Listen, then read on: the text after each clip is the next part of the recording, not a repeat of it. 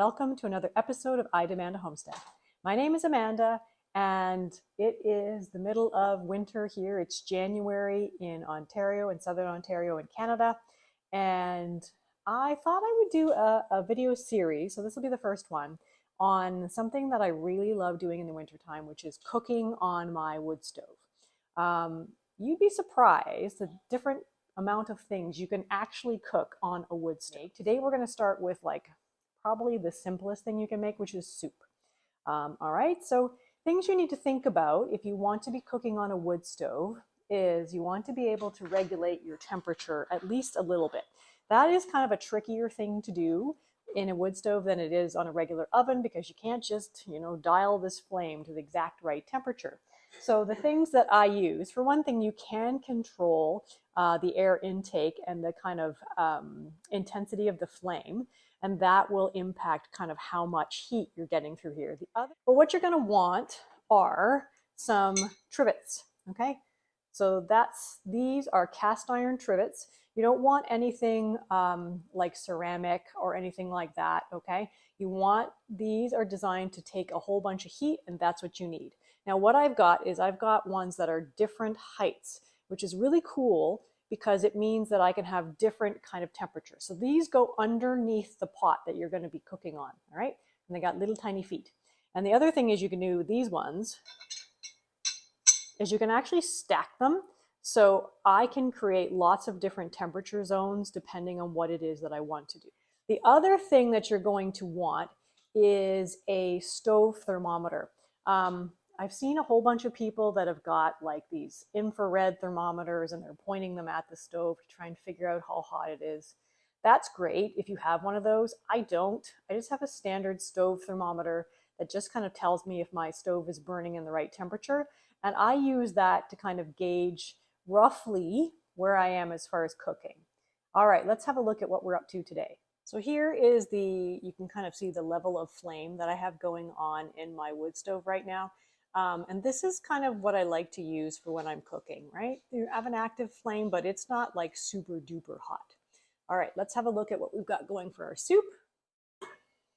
Okay, so in here, I just have placed a ham bone and some leftover ham that I had in just water, and I've put in here some bay leaves and some dried sprigs of thyme, and we are going to bring this to the simmer. Okay, you can see our temperature of our stove has come up there to about 475 degrees Fahrenheit. We'll check our pot. Okay, it's just starting to boil. This is just about perfect, just a nice kind of light simmer. So I still have it directly on the stove top, but if it starts to get too hot and is kind of boiling over, then I'm going to put that trivet underneath it. I'm going to leave this to simmer for at least 3 hours on top of the wood stove. Okay, so it is now the next day, and I'm getting back to making my soup here, and unfortunately it's going to be made slightly more difficult because the doggy is right in front of the wood stove and stretching his nose out so I can barely step here. Okay, so incidentally I've got some elderberry syrup that I'm making on the other element, I guess, other space. Okay, so here is my broth. I've taken it cooled overnight. I took the ham bone out and then I kind of shredded the leftover ham. And now it's time to add some things to start cooking to this. So what I've got, and there's no real recipe, it's kind of just whatever you have on hand or whatever you kind of want to make. So what I'm going to do is I have got some mixed drying beans that I grew in my garden last year, which I did a rapid soak on. So I just poured boiling water over top of them and left them for an hour. So there's a pound of dried beans in here, mixed ones. Okay. Then I also have, I've just got some dried zucchini and eggplant that I'm just going to kind of cut up into small pieces with my scissors here. And then I'm going to add some tomato paste also, just to kind of give it the broth a nice color.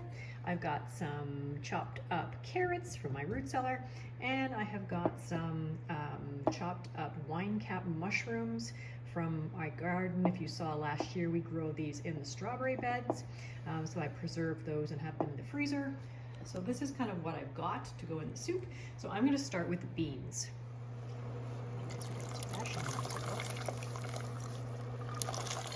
Okay, so our beans are nice and tender now, and I also threw in the dehydrated eggplant and zucchini. So what we're going to do now is we're going to add in our mushrooms, we're going to add in our carrots, and then we're going to add in our tomato paste as well.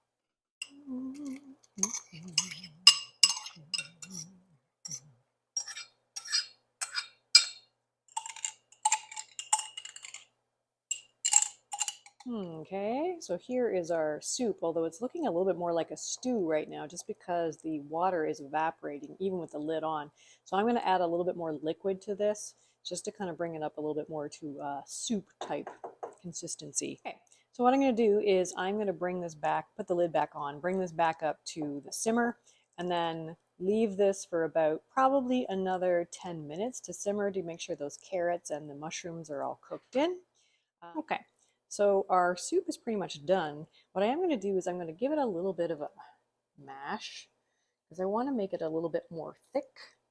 And this is going to kind of squash a few of those vegetables just to kind of thicken up the broth here. I'm going to leave some chunks in there. So that is perfect for me for texture. Then what you're going to do is kind of just taste it and see if you want something else. Does it need more salt? Does it need, is it too salty because of all the ham? Then add some water. Does it need a little bit of acidity? You can add a little bit of cider vinegar or something like that. And then your soup is done. And here are our beautiful bowls of soup. And at this point, you can eat them as they are. They're gorgeous. Or you can add whatever toppings you like. I'm going to put a little bit of sour cream on mine, maybe some shredded cheese, and a little bit of chopped cilantro.